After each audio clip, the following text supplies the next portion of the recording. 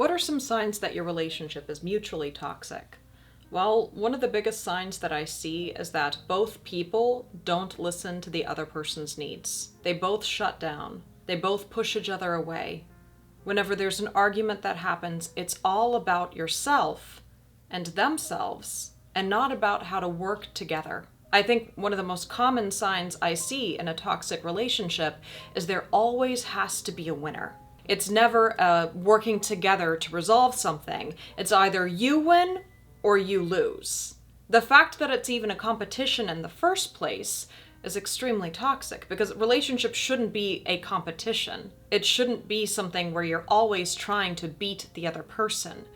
It should be both people wanting to work together. In a toxic relationship, there are extreme highs and lows. Normally, I see a lot of manipulation that goes on. There's not a lot of listening. And when you argue or when you speak to each other, you're not afraid to use condescending tones.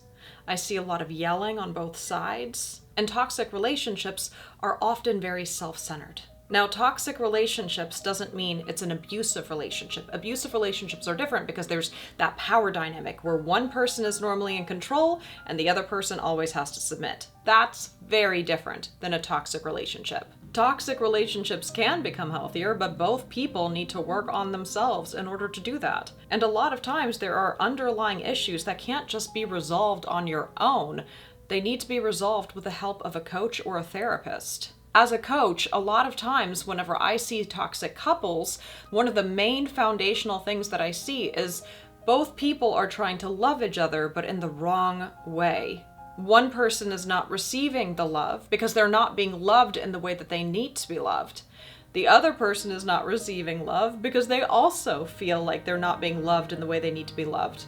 Both people are not listening to each other, and both people become very defensive when they're talking with each other. These are things that have to be worked through. And there's a lot of things that you have to learn, like healthy, active listening, and allowing each person to have their own safe space, to learn how to become an emotionally safe partner, which is something that I'm going to get into in future videos. So if you're not following this channel, be sure to do that, because these topics are very important to cover.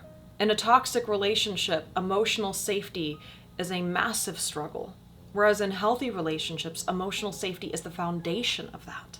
If you notice that you're in a toxic relationship and both people really want to put in the work to make it a healthy one, it can become such a healthy and wonderful relationship. But I cannot say enough. If this relationship is truly to become healthy, it can't be one person begging the other person to put in the work with them. If that person begrudgingly starts to work on themselves, they're not actually putting in real work. They're just putting in just enough work to make it seem like they're putting in work, but in the end, they'll remain exactly the same. And then the person who's genuinely putting in the work will eventually outgrow that person, and then I see the end coming. But I also see the other outcome of both people putting in an equal amount of work, and then I see both people falling deeper in love with each other than they've ever been before. Healthy relationships can happen, but it takes a lot of work to get there. So if you're in a toxic relationship and you're wondering, will this ever become healthy? Well, look at your partner and look at yourself.